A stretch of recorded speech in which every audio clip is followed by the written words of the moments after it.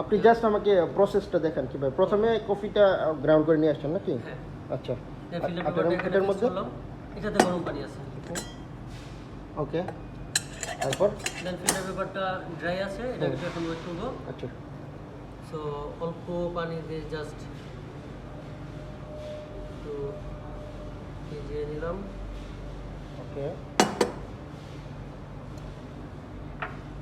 দেন coffee গ্রাউন্ডটা এখানে দেওয়ার, so আমাদের কফি গ্রাউন্ড দেওয়া রেডি। এখন আমরা পোরিং করবো। ওকে সো গরম পানিটা